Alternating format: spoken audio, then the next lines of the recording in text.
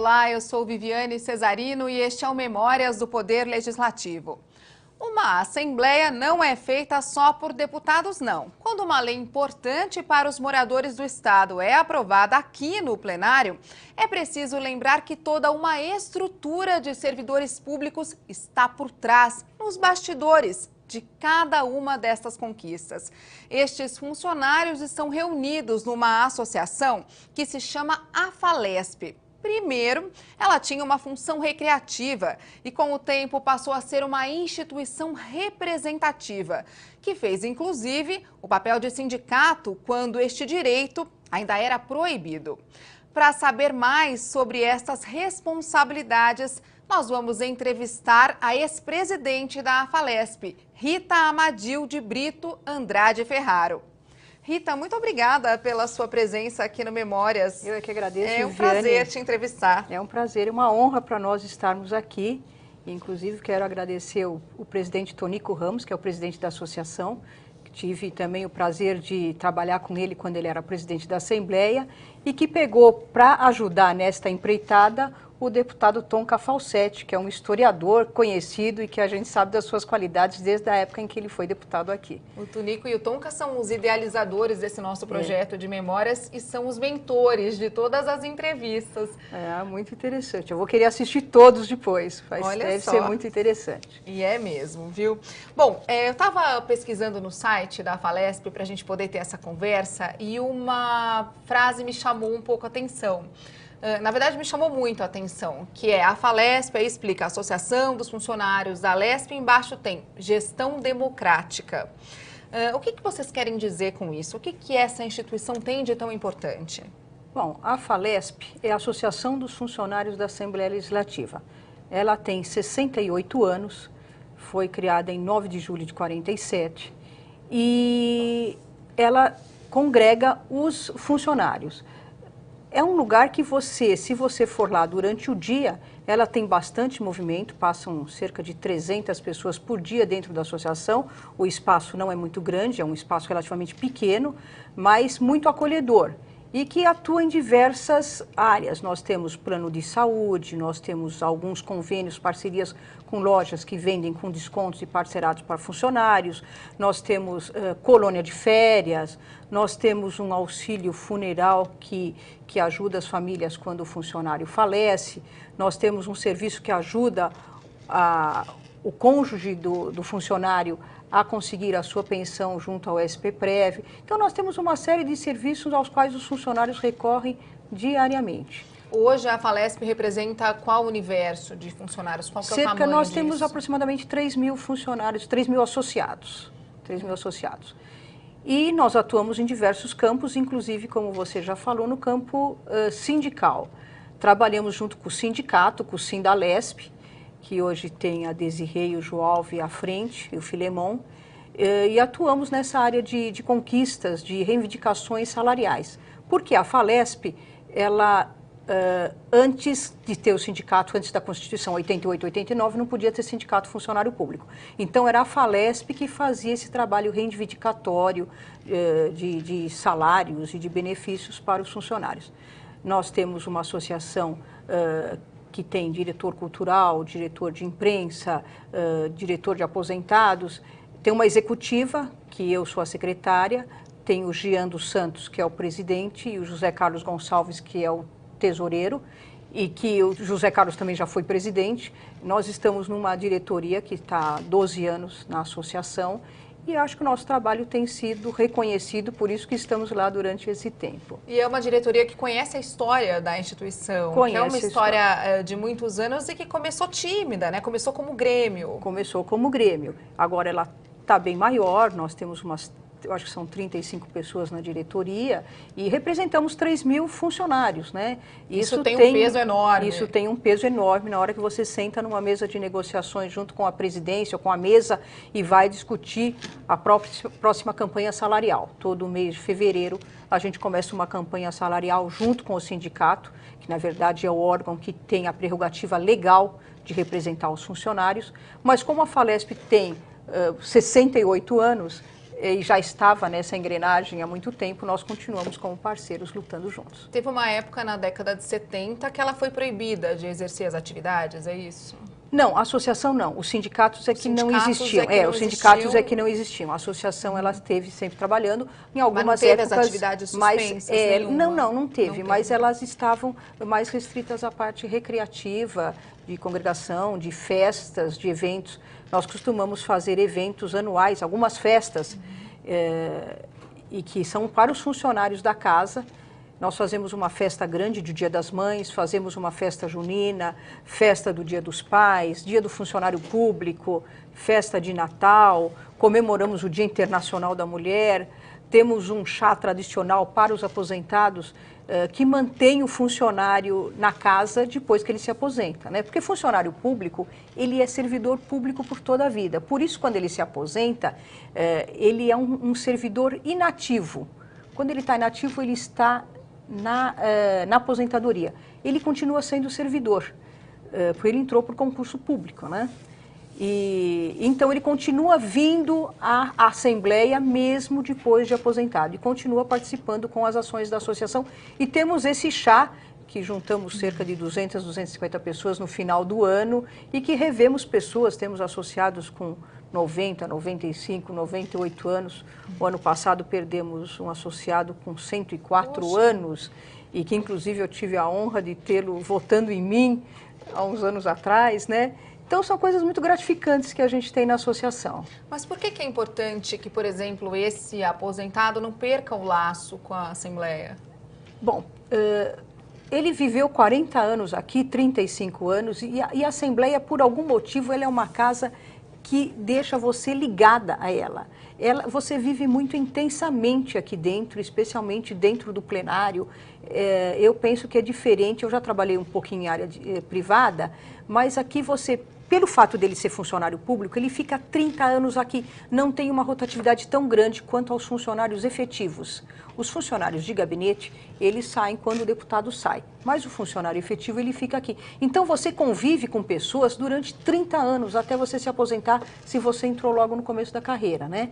Então isso cria um laço muito forte e você acaba vindo. Nós temos aposentados que vêm todo mês ou cada 15 dias aqui e nos reunimos e querem saber, até porque o salário do funcionário, pelo menos era assim, agora as regras estão mudando, mas ele tinha a mesma, o que eu tiver de aumento, de reajuste salarial, o funcionário que está aposentado vai ter. Também vai ter. Ele acompanha. Então, ele está interessado sempre em manter isso. E ele traz a família para conhecer a Assembleia, né? Ele se aposenta, ele traz a família, porque a gente cuida, a Falesp ajuda o pessoal a cuidar da aposentadoria. Esse chá deve ser uma delícia, então. Esse chá é uma delícia. E olha, você sabe que eu tenho alguns aposentados, inclusive os mais velhos, porque os mais novos eu conheci, trabalhei. Alguns eu conheci depois que estavam aposentados. Mas eles vêm sempre aí, eles chegam aqui e frequentemente, e é muito gostoso quando você os recebe no chá dos aposentados, e eles contam do filho, do neto, o que aconteceu. E é muito gratificante, muito gratificante. Eles ficam sabendo da sua vida, eles se tornam amigos. A gente fica com muita amizade com o pessoal. Bom, a gente sabe, Rita, que existe no Brasil um estigma muito grande em cima do funcionário público. Existem pessoas que dizem que o funcionário público trabalha pouco, que deveria trabalhar mais, pensa que é só aquele cara que carimba. Por outro lado, a gente sabe que esse corpo técnico que entra concursado numa instituição como a Assembleia tem sim uma importância muito grande, um papel burocrático muito importante para que os processos legislativos aconteçam. Como é que você faz para esse funcionário se sentir valorizado? Olha, eu acho que a parte importante, tem algumas partes muito importantes. Eu acho que ser servidor efetivo é muito importante dentro da democracia. Porque quando você está empregado por alguém, você tem que obedecer o seu patrão. E quando você está empregado pelo poder público, você fez um concurso, você vai agir de acordo com as suas convicções. E fica mais difícil de ser atingido por as pressões são menores, porque você pode pressionar alguém para perder o emprego. Falar, você vai perder o emprego se você não fizer tal coisa. No momento que a gente vive nesse país com tantos escândalos de corrupção, o funcionário efetivo ele não precisa ter medo de não fazer alguma coisa. Ele pode seguir a convicção dele do que está correto e fazer aquilo. A pressão é mais difícil de atingir o funcionário efetivo. Mas isso também não tem um lado ruim? Porque de repente ele pode fazer o que ele quiser porque ele acha que ele não vai ser mandado embora? Não, eu acho que não. Eu acho que não. Eu acho que o funcionário, quando você estuda para passar numa coisa, para ingressar no serviço público, você deu muito do seu sangue e do seu tempo para conseguir entrar. Os concursos não são fáceis, eles sempre foram difíceis. Não, a gente vê milhares de pessoas é grande, estudando para cada vez maior, né? Cada vez maior essa concorrência. Então você não entra, os funcionários, eles são bons funcionários, eles se destacaram entre aqueles que estavam prestando concurso.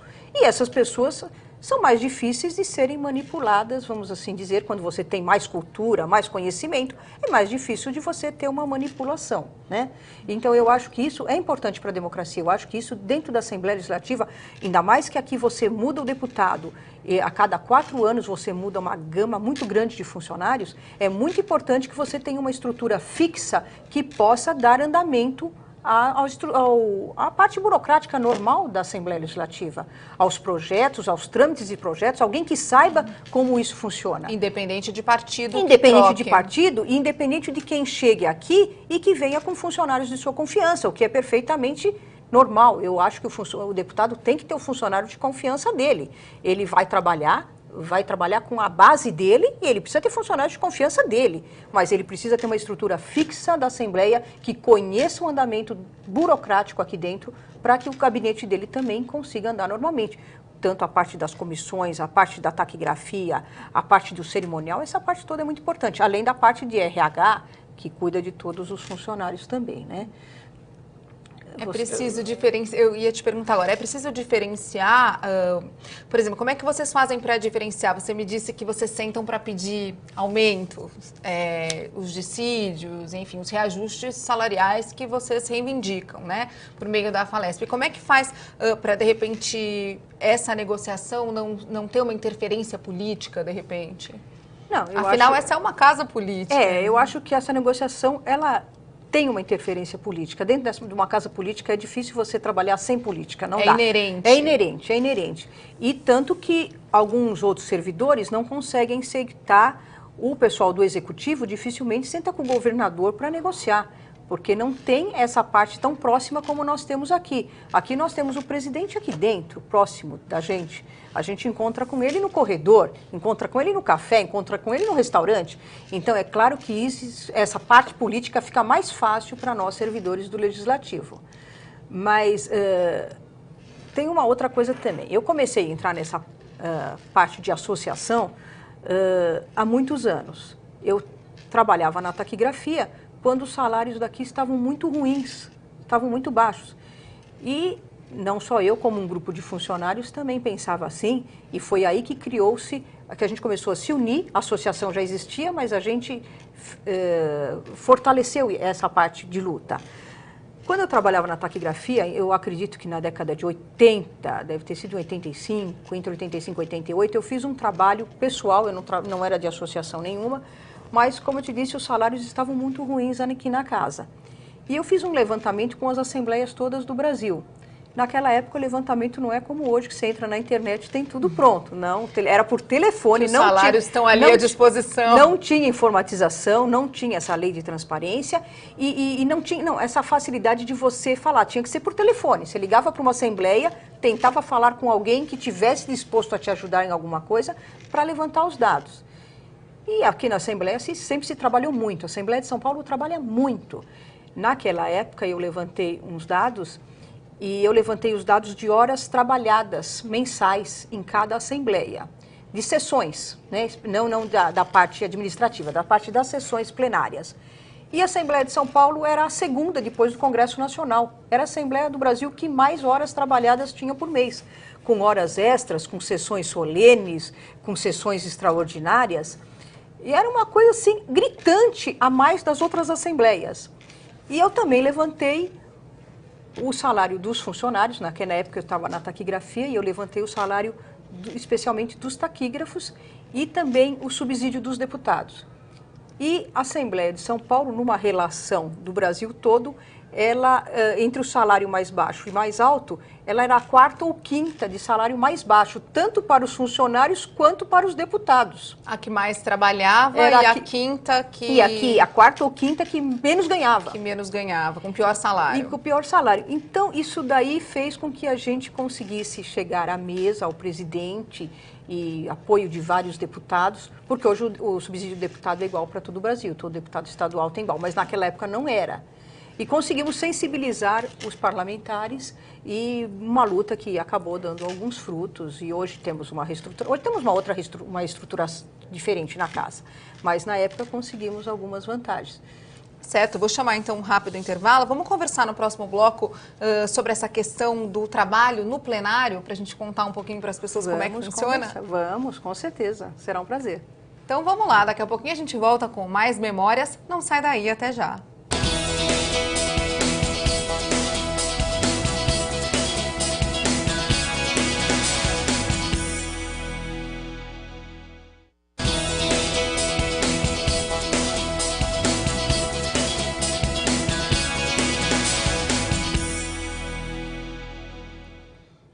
O Memórias do Poder Legislativo está de volta e a nossa entrevista hoje é com a Rita Amadil de Brito Andrade Ferraro. Que nome grandão, hein, Rita? Ex-presidente da AFALESP, que é a Associação dos Funcionários aqui da Assembleia Legislativa.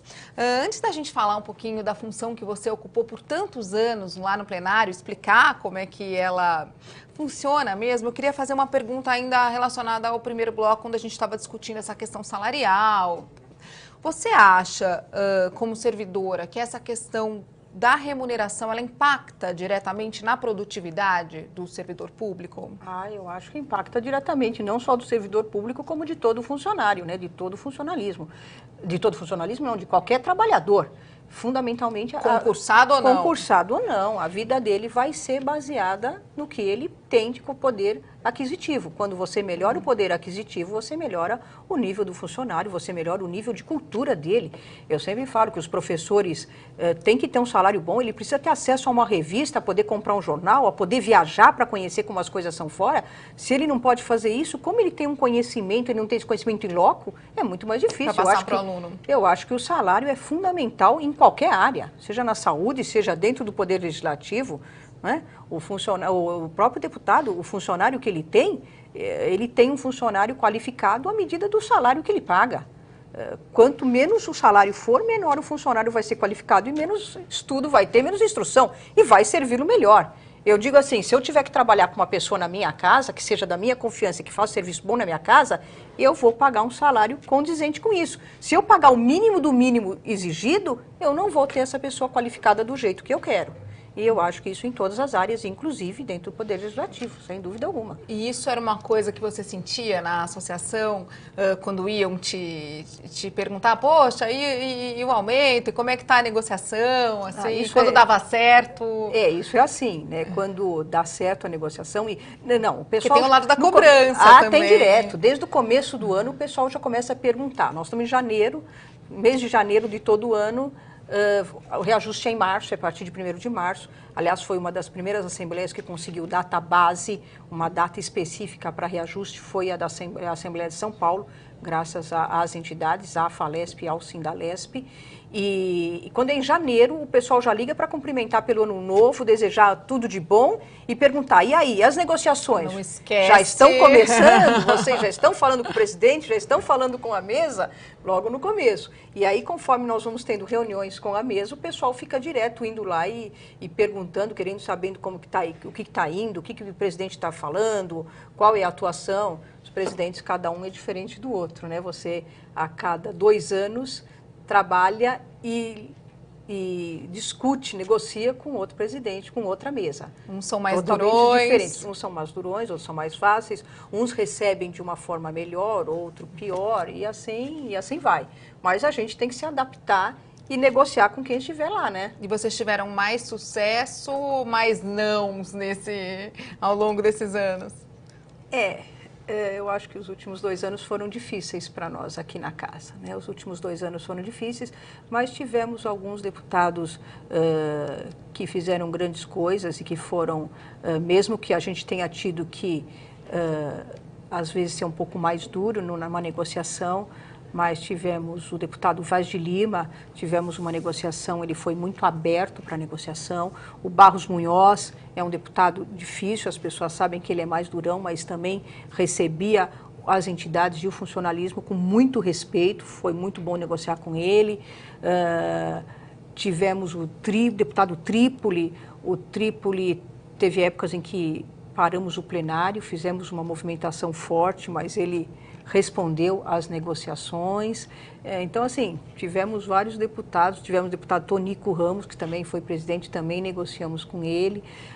Os deputados foram cada um diferente do outro, mas a gente sempre espera que no próximo vá ser melhor e que a gente consiga atingir os objetivos e o que a categoria está querendo. Bom, agora conta um pouquinho pra gente do teu trabalho aqui. Você entrou já direto para trabalhar no plenário na taquigrafia. Eu não vou dizer exatamente o dia para não demonstrar a minha idade, entendeu? Mas faz muito tempo, faz muito tempo. Mais de 30 anos. Mais de 30 anos. E quando eu entrei no mês de dezembro.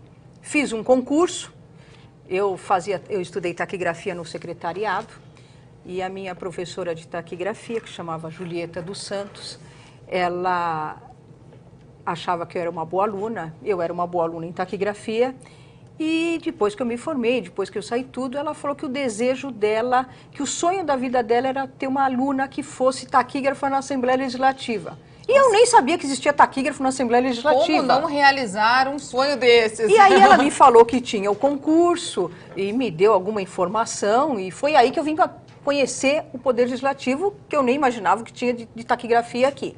A taquigrafia era usada por secretárias executivas nas multinacionais. E acabei fazendo o concurso aqui, entrando, e tomei posse num dia 10 de dezembro. Tomei posse no dia 10 de dezembro, e o horário era até as 8 horas da noite. E quando foi um pouco antes das 8 horas, alguém falou, não, mas hoje vai ter sessão extra. E eu nem sabia o que era a sessão extra, a sessão extraordinária. Não, é que a sessão se prorroga, a sessão dos deputados se prorroga, pode se prorrogar por mais 2, 3, 4. E naquele dia eu saí às 3 horas da manhã, no meu primeiro dia. No primeiro dia de trabalho. Mas eu fiquei muito entusiasmada, eu falei, nossa, que coisa maravilhosa, que coisa diferente, que eu não sabia que existia. O que faz exatamente a taquigrafia? Taquígrafo. Bom, o taquígrafo, ele taquigrafa, ou seja, ele escreve com sinais tudo que o deputado fala, todos os debates. Detalhe, quando fala rápido, quando tem que fala escrever rápido, a mesma coisa. Tem que escrever rápido, né? Então você tem que escrever rápido, você não consegue escrever em português, é impossível. Então você usa sinais. Existem alguns métodos de taquigrafia e não todos os taquígrafos não têm o mesmo método, tanto que um não lê o que o outro escreve, até porque fica muito deturpado o sinal, porque é muito rápido, né? 120, 130 palavras por minuto é muita coisa. E aí você transcreve isso atualmente no computador. Antigamente era na máquina de escrever. E primeira hora que eles estavam falando, você está lá com um bloquinho taquigrafando. Caneta e bloquinho. Isso, caneta e bloquinho. Isso você tem taquígrafos no mundo inteiro. Um dos países que tem mais taquígrafos é o Japão. E a gente até fala, com toda a tecnologia, o Japão ainda é, né, um dos que tem mais taquígrafos no mundo. Quer dizer, não dá para ter um minuto de desatenção, assim, não, você pensar não outra coisa, porque a pessoa está falando. O taquígrafo, ele não fica muito tempo no plenário, ele fica 5 a 10 minutos ele no máximo. Reveza. Ele reveza porque você não consegue taquigrafar muito mais tempo do que isso para pegar na íntegra o que o deputado parlamentar fala. Mas e quando mais de um fala? Quando mais de um fala, você tem que marcar os dois, você pega dos dois. Fala ao mesmo tempo, assim? Você tem que... A mente humana consegue pegar os dois. Isso é um dos problemas que a tecnologia não consegue resolver. Porque se você grava em cima, não sai nenhum. Não sai nenhum. Não sai nenhum. Então, você consegue fazer isso daí. E até vou contar uma coisa. Você faz isso na taquigrafia, e isso era muito comum. Antigamente, os debates eram muito acalorados e as sessões iam... frequentemente, 2 ou 3 vezes por semana, você ficava até de madrugada, aqui até 1 ou 2. E aí vou te responder que dizem que funcionário público não trabalha. Essa parte eu não conheci. Eu acho que existem maus exemplos no funcionalismo também, com certeza, como em todo lugar.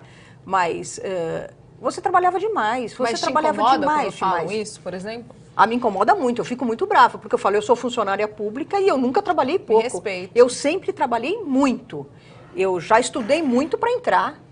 E inclusive falo para a pessoa, faça um concurso. Se você acha que é tão bom, você deve fazer um concurso. Eu até acho que deve mesmo. Eu acho que é bom, porque você vai ter uma qualidade de profissional muito boa dentro do funcionalismo e que precisa. Mas aí a gente trabalhava às 8 horas por dia, normal de todo mundo, e mais as sessões extraordinárias, com horas extras. E eram muitas horas extras, muitas, porque... E eram muitas palavras faladas, eram muitas para taquígrafa anotar. Mas que, por outro lado, também é muito legal. Eu sou apaixonada pela taquigrafia e pelo serviço do plenário, porque você tem deputados que cada um atua numa área. E você ouve a visão de cada um diferentemente. Então, você tem um deputado médico, um outro que é psicólogo, um outro que é advogado, um outro que é historiador, cada um com a sua visão da vida e da sociedade e que vai estar lá representando uma categoria. E isso é muito enriquecedor no plenário. O plenário, apesar que as pessoas não dão essa importância, ele é um local de debates altamente enriquecedor. E eu agora estou afastada na associação e tenho a impressão que hoje talvez a gente não tenha tantos debates tão acalorados como a gente tinha há 20 ou 30 anos atrás. Ah, é? Eu acredito que sim. Primeiro porque eu sou da época em que tinha Arena e MDB. Veja que faz tempo, você acha que não era nem nascida quando tinha Arena e MDB. Não, depois era assim. Ele virou PMDB e aí surgiram partidos como PT, PTB, PDT e naquela época quando você tinha que identificar de que partido era o deputado na hora que ele chegava na tribuna, né? E quando era Arena e MDB era muito fácil, você sabia quem era da Arena e MDB. Quem era oposição, quem era a situação. Era muito tranquilo. Eram só dois. Só que depois era um monte de partidos, mas no início era muito claro, quando ele começava a falar, você já via a ideologia dele e já identificava o partido. Eu hoje não tenho essa facilidade, mas naquela época o partido PT era muito claro no que ele falava, o PTB era muito claro, o PDT. Então era muito fácil de você, as ideologias eram muito fortes em cada um. E os debates muito acalorados, e até alguns casos, uma época o deputado Roque Barbieri, que ainda é deputado hoje, o plenário estava lotado e ele estava para trás um pouco da metade do plenário, e ele subiu em cima da mesa, ele é um deputado, vamos assim dizer, um pouco mignon, e ele estava discutindo com um deputado que era enorme na tribuna, que eu não me lembro o nome dele, e ele subiu em cima da mesa e foi caminhando, pulando de mesa em mesa para brigar com aquele deputado, e todo mundo pensou, como ele vai brigar com aquele deputado enorme que está lá? Mas era briga, era muita briga. Então, ele ia quente. Uma vez, deputado Fernando Silveira estava embaixo do plenário também, na galeria, e discutindo com um deputado na tribuna, e ele atacou um cinzeiro. Naquela época tinha uns cinzeiros no plenário. Podia fumar. Olha como até o tempo mudou. Podia fumar, tinha um cinzeiro enorme de cristal, pesado, e ele atacou. Eu estava no plenário, eu lembro dessa história, porque eu estava lá, e lascou o mármore da tribuna. Meu Deus! Era para acertar o deputado. Então eram brigas. Eu acho que eu não ia conseguir prestar atenção, eu ia eram ficar assistindo, brigas homéricas. Parar de copiar. Deixa eu ver se eu lembro mais uma. Deputada Ruth Escobar. Deputada Ruth Escobar, uma vez discutindo com o coronel Sidney Palácios, que era deputado. O Sidney Palácios estava na tribuna e a Ruth Escobar brigando, estavam discutindo e começaram a um ataque pessoal, muito pesado, né? Inclusive, na época, às vezes, o presidente pedia para que a taquigrafia tirasse, não constasse aquela palavra que nós punhamos, palavra de baixo calão, entre aspas, entre parênteses, que era um palavrão que não poderia aparecer publicado no jornal, no Diário Oficial. E eles brigaram e a deputada Ruth Escobar desmaiou, de tão nervosa que ela acabou ficando. Então, assim, são histórias e quando acontece debates... isso aí, tem que escrever também? Sim, tem que sim. documentar? A gente documenta o que aconteceu. Só que não documenta a história dessa forma, né? Contando com detalhes. Você diz que há um tumulto, que a sessão foi suspensa por um início de agressão, por exemplo. Coloca, e aí você tem discussão, assim? agressão. Não põe claramente nisso. Hoje isso está diferente, né? Hoje você tem a gravação, você tem uma TV, que antigamente não tinha TV, não tinha nem a gravação, nem a TV. O que valia era só o registro do taquígrafo. Então, as memórias da Assembleia estão registradas porque se registrava o debate em loco de cada deputado. Rita, você era a espectadora da história. Eu era espectadora, eu gostava muito, né? E nunca me incomodou. Para algumas pessoas, é claro, incomodava o fato de você ficar em muitas sessões à noite, mas isso era uma coisa que não me incomodava. Eu gostava de ver os debates. Umas sessões animadas dessas. Algumas sessões animadas. Quando começou o PT, eu lembro dos primeiros deputados do PT, nossa, era um outro estilo de deputado, né? Ele vinha do povo, do chão de fábrica, né?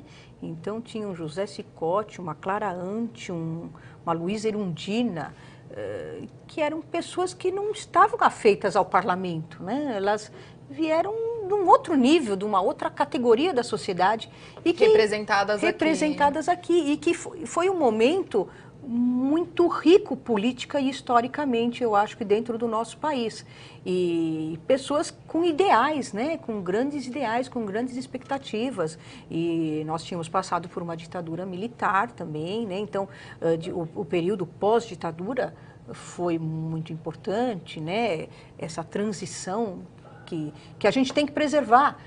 Por mais que alguém fale mal de deputado, a Casa de Leis tem que existir, é ela que garante a nossa democracia. Se nós temos deputados que não são tão bons, talvez porque o povo não vote num deputado que é bom. Aqui está o representante do povo. Se o povo se deixa enganar, então ele traz um deputado ruim, mas ele é o representante do povo que está aqui. E se a gente tem escândalos de corrupção, e nisso eu acho até que o deputado Tonka Falsetti, que é historiador e que foi deputado, que trabalhamos junto, ele conhece muito bem essa história. Se você tem alguém corrupto, vamos supor, hoje no poder, é porque a nossa sociedade está corrupta. É porque não é só a autoridade que transgride uma lei, não, o pequeno também transgride quando ele deixa de devolver um troco que ele recebeu a mais, quando ele pega uma coisa no supermercado. Esses pequenos delitos, vamos assim dizer, mostra o que é o nosso também povo. São corrupção, também são corrupção. Quando ele não paga o imposto de renda e ele faz uma mutreta, entre aspas, para não pagar, isso é uma corrupção. Quando a gente fura a fila. Quando você fura a fila, talvez ele não faça mais porque ele não pode. Quando ele chega num poder maior, talvez se ele for eleito para algum cargo político, talvez ele seja uma pessoa corruptível, vamos assim dizer.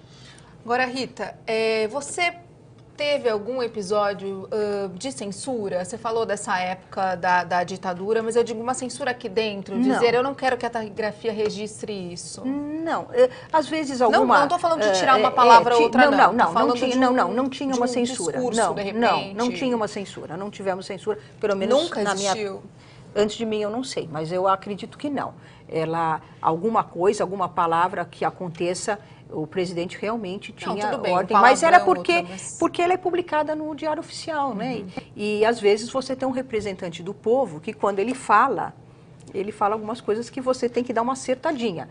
Você tem que transcrever o discurso do deputado o mais fiel possível, mas alguma coisa que não esteja correta, você pode acertar. Né? Mas nunca houve, por exemplo, uma determinação, não quero que esse meu discurso saia na taquigrafia? Não. E, portanto, no Diário Oficial? Não. E até quando a taquigrafia foi o único registro do que era discutido em plenário? Olha, eu não lembro quando começou a TV e as gravações de TV e da própria Assembleia. Mas eu posso te contar que antes a taquigrafia fazia os registros do plenário e de todas e das comissões também. Quando eu estou falando plenário, mas das reuniões de comissões em plenarinhos, temos vários plenários aqui na casa, acontece a reunião da Comissão de Justiça, de Direitos Humanos, de Finanças e Orçamento, todas essas comissões também eram taquigrafadas. E tinha a íntegra para quando o deputado fosse dar algum parecer ou fosse ler, ele tinha a íntegra do que foi discutido e do que era o projeto, né? E o do plenário maior, que é onde acontecem as sessões, onde são votados os projetos, antes desse preparativo que passa pelas comissões, ele era feito em 9 cópias. Era um original porque era máquina de escrever. Então, era um original e 9 cópias com carbono. Existia uma funcionária que ela só ficava o dia inteiro colocando carbono nas folhas. Porque era uma produção muito grande você ter 10, 12, às vezes a sessão podia ter até 5 horas. Quantas porque folhas? Ela era 2 horas, 2h30 de sessão, poderia ser prorrogada por mais 2h30. E poderia ter 2 sessões extraordinárias de 2h30 com mais 2h30 de prorrogação. Você poderia ter 15 horas de sessões, o que acontecia de vez em quando. 15 horas de sessões, acabava mais ou menos 7 da manhã. Olha, eu não sei, mas 50 minutos dão umas 40 folhas, talvez. 50 folhas, e essa uma hora. Essa funcionária ficava o tempo todo fazendo isso, porque as outras folhas eram de papel de seda, fininhas, e você tinha que datilografar muito forte na máquina. Depois vieram as máquinas elétricas, né? E nessa época a imprensa recebia as cópias da taquigrafia. O jornal A Folha de São Paulo, o Estadão, Gazeta, iam recebendo cópias durante o dia do que acontecia no plenário. E claro que os maiores jornais recebiam as primeiras cópias que você conseguia ler. O jornal menorzinho, coitado, recebia a última cópia que não lia mais nada. Saía né? tudo em branco. Quem mudou isso, inclusive, foi na época do presidente e deputado Ricardo Trípoli, que ele informatizou a Assembleia. Algumas assembleias do Brasil já eram informatizadas e a de São Paulo não era. A maior assembleia, que tem mais trabalho, o carro-chefe, né, do Brasil, não era informatizado. E algumas assembleias eram. O deputado Ricardo Trípoli é que informatizou, e nessa época entrou o computador, e aí não tinha mais cópias, porque você tira quantas cópias você quiser. E você nem imprimia mais, porque você mandava via e-mail, virtualmente, né? E eu lembro que a taquigrafia recebia muitos maços daquelas folhas de papel para fazer todos os serviços, e a economia de papel foi enorme depois de informatizado. Ele depois foi secretário do Meio Ambiente, com essa história de coisa, até na época nós comentamos, falando, nossa, quando você alterou isso aqui, economizamos muito papel aqui nessa casa. Vamos chamar mais um intervalo? Vamos. Daqui a pouquinho a gente volta então com mais memórias do Poder Legislativo. Perdão, não sai daí. Até já.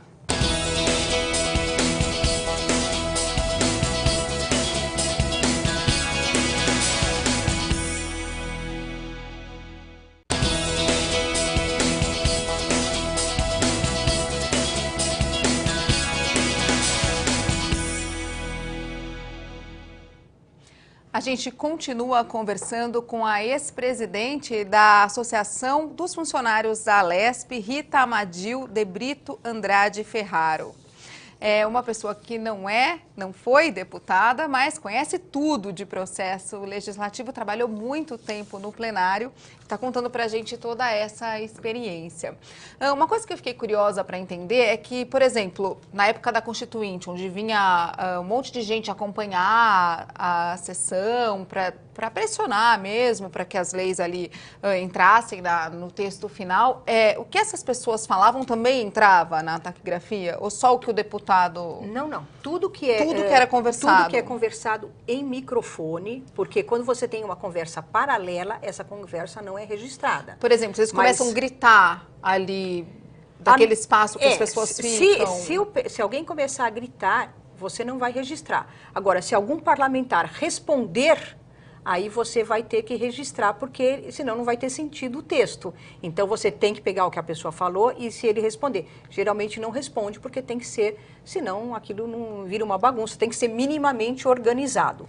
Mas, às vezes, o parlamentar responde para alguém que está na galeria, ou que está lá. Sim, o que acontece muito. O que acontece? E aí você... tem que colocar, com certeza. E aí tem que explicar o que está acontecendo. Aí você põe que é uma pessoa do galeria auditório, da galeria. Sim, galerias. Sim. É documentar a história mesmo. É documentar a história, é importantíssimo. E eu acho que todo o registro do plenário, ele é importantíssimo. Agora está melhor ainda, porque ele é televisionado ao vivo e as pessoas têm a oportunidade de ver de casa. E muita gente pode achar aquilo chato e monótono, mas acontece coisa muito importante. O que você aprova lá decide muitas vezes a sua vida.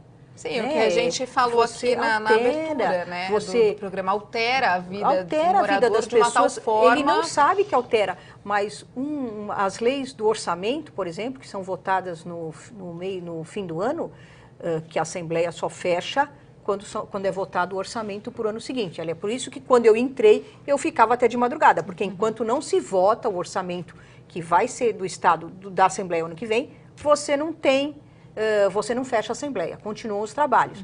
Então, todo o orçamento que vai ser votado, e ele vai ser discutido desde o começo, desde junho, quando ele é entregue, a LDO, a Lei de Diretrizes Orçamentárias, é entregue em junho na Casa, e ele vai ser discutido nos próximos meses.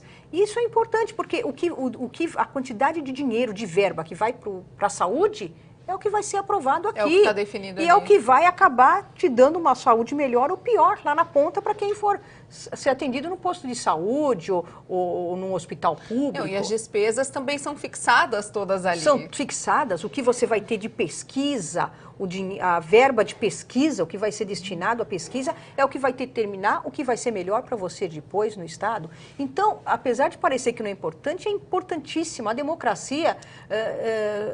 o povo não tem ideia, eu acho que a maioria não tem ideia da importância da democracia e de quanto é importante em quem você vota. Você tem que votar no candidato certo, no candidato que você sabe que vai fazer alguma coisa, não para você, para a sociedade. Porque se ele fizer para a sociedade, ele vai fazer para você. Muitas vezes a pessoa vota porque o deputado vai fazer uma coisa boa para ela. Mas veja bem, um deputado que vai cuidar da segurança, que vai ajudar a segurança, ele vai ajudar você, a sua família, os seus filhos. Você vai estar numa cidade mais segura. Então, esse deputado, ele é fundamental para a gente. E, então, a democracia, a eleição é muito importante. Eu sou uma aficionada disso, né? Eu trabalho aqui, mas sempre entendi assim e acho que é importantíssimo tudo isso dentro da Casa Legislativa. Você falou dos contrastes todos da Assembleia, essa questão salarial, a questão da produção, a questão do trabalho. E o que me chama a atenção é que você poderia ter ficado ali, não tá prestando atenção no discurso, ou não tá nem vendo que era a história ali que passava na tua frente, simplesmente copiando, e não. Essa questão política te contaminou, assim, tanto que você foi lá defender salário, sentou numa mesa de negociação, então é mesmo uma coisa que você pegou para você, né? Pegou, porque você vive muito aquela política. O plenário, em alguns momentos, ele é muito intenso. E ele pega mesmo, acho que gruda em você. Pode ser que nem todas as pessoas sejam assim. Afetadas por isso. Afetadas por isso, mas aquilo, inclusive você fica... eu digo que às vezes o trabalho do taquígrafo, eu sentia que era difícil, porque o deputado estava fazendo um discurso aqui do meu lado, né, na tribuna, e às vezes eu queria contestar, falando, não, como assim? É diferente disso que ele está falando. Por favor. Você não pode fazer isso, você tem que ouvir aquilo lá que você não concorda, e escrever aquilo e ainda pôr ali no papel aquilo que você não concorda. E por outro lado, você isso deve coloca... ser um sofrimento. É um sofrimento para algumas pessoas, né? Algumas pessoas mais assim, agitadas, talvez. E por outro lado, você também ouve algumas coisas que você gosta e vê essas mudanças e essa proposta boa de alguma coisa que vai fazer, e você fala, puxa vida, que bom que estamos indo em frente e que esse Estado e esse país vai melhorar com gente assim, né? Nós tivemos grandes deputados, né? Muitos deputados e alguns que estão há muitos anos aí e que colaboram para que fique melhor a nossa cidade e fazem algumas leis importantes, né? Ou depois se transformam em secretários e vão fazer alguma coisa numa secretaria, né? Ou deputados federais, senadores, deputados ministros. Federais, senadores, ministros. Agora o nosso ministro de Transportes, eu vou falar, é o Antônio Carlos Rodrigues, ele foi funcionário aqui na Casa, é nosso associado, e foi um funcionário que cresceu e hoje é o ministro dos Transportes. Então você vê que às vezes... Isso deve dar um baita orgulho. Deve dar um baita orgulho. E é um orgulho tê-los na nossa associação também. Ele conversa com a gente de vez em quando e tal. Então é isso que eu te falei, ele é aposentado, ele já saiu da casa e os aposentados retornam e continuam tendo algum contato conosco. E isso é muito, muito gratificante. Quando é que você viu essa casa mais lotada de gente? Que você estava ali sentadinha na tua cadeira e olhou e falou, esse dia é marcante, esse é um dia histórico mesmo. Olha, eu acho que muitos dias nós tivemos muitos movimentos aqui na casa, né? Já tivemos o estacionamento lotado de gente, com caminhão de som, ali fora, muitos movimentos. A gente já teve episódios de violência também. Nós tivemos um tempo que eu acho que foi marcante, que foi quando os professores, e que eu não acho que foram os professores, eles invadiram essa casa e ficaram aqui dentro. A minha sala foi invadida, a minha gaveta da mesa foi arrombada e a casa ficou depredada, né? Os corredores cheios de gente. Mas eu não acredito que aquelas pessoas que estivessem lá não eram professores. Um professor não faria aquelas barbáries que foram feitas dentro dessa casa. E nessa época tinha muita gente, foi uma época feia, ruim, mas eu acho que quando ela tem muita gente, nem sempre é uma época ruim. Ela, quando tem muita gente, é porque a sociedade está se movimentando, está querendo interagir com os deputados e está buscando alguma coisa para melhoria. Então, eu acho, do debate. Participando. Eu acho que a parte democrática é super importante. Eu acho que quando o pessoal vem aqui para a Assembleia, é o local para vir mesmo, é o local de debate, para conversar com os parlamentares, para ver o que pode ser feito. Eu acho que é isso. Quer dizer, essa questão do objetivo de ser dessa instituição, isso não se perdeu, na tua opinião? Porque avançou a tecnologia, hoje a gente tem internet... mas o debate ainda existe, pode ser menos acalorado. Talvez seja, porque eu lembro de uma época, as épocas são diferentes, talvez seja uma outra etapa, uma outra época, mas também numa época em que tem mais transparência, em que tudo é divulgado, talvez apareçam mais coisas, porque tudo é divulgado, né? Os parlamentares também estão na mídia. A TV transmite a sessão todos os dias, então qualquer pessoa, em qualquer lugar, pode saber o que está acontecendo aqui dentro, não fica restrito aos funcionários e aquelas pessoas que estão dentro do plenário. Então isso é um avanço, né? Eu acho que é um avanço, a imprensa tem que cada vez estar mais livre, né? Eu me apavoro quando alguém fala em censura de imprensa. É tudo para acabar uma democracia. Imagina a gente, né? O que pensa. Não, assim, você pensa talvez como profissional, mas eu penso assim como cidadã mesmo. A importância da liberdade de imprensa, da imprensa poder transmitir e de você poder falar. Eu estou aqui falando, não sei se em qualquer época da nossa história eu poderia estar aqui falando o que eu quisesse sem censura. Não, sem nenhuma né? censura. Sem nenhuma censura. Então isso é um ganho para a nossa sociedade sem tamanho, sem preço, né? Não tem preço aí. Bom, a gente está chegando no finalzinho do nosso programa. Eu quero te agradecer e te perguntar uma coisa que passou assim na minha cabeça. Um dia você também vai se aposentar. Um dia eu vou. E vai ser como os velhinhos do chá. Eu acho que eu vou vir aqui e vou inclusive visitar. Isso que eu ia perguntar, você vai voltar? Eu vou voltar, acho que não tem jeito, eu não consigo ver. Eu já estou quase em época de me aposentar. Não consigo imaginar minha vida sem Assembleia. Tenho muita dificuldade com isso e às vezes encontro com os ex-funcionários e falo, nossa, como é que é ficar sem vir na Assembleia, sem encontrar com os deputados? Eu que encontro os deputados, inclusive antigos, como o deputado Álvaro Fraga, que é da associação, é o presidente da Associação dos Parlamentares hoje, o deputado Carolo, que foi presidente numa época que eu nem estava aqui, mas que quando eu entrei, falavam bem dele, ele foi marcante na época em que ele presidiu a Assembleia. Então, eu acho que eu vou continuar vindo aqui, vendo os parlamentares, vendo ex-parlamentares e vendo os funcionários tomando chá com os aposentados, ou quem sabe até colaborando na Associação dos Aposentados, que nós temos uma ASPAL, que é presidida pelo Gaspar Bissolotti Neto, que hoje em dia atua em favor dos aposentados. Rita, muito obrigada pela tua entrevista, Viviane, parabéns. Foi um prazer por tanto trabalho e por tanta história e por ajudar. Nosso programa é feito de história e você ajudou com muitas, interessantes. Obrigada, você foi muito gentil também. Obrigada, Viviane. O Memórias do Poder Legislativo volta na semana que vem. Muito obrigada pela sua audiência e até a próxima. Nossa,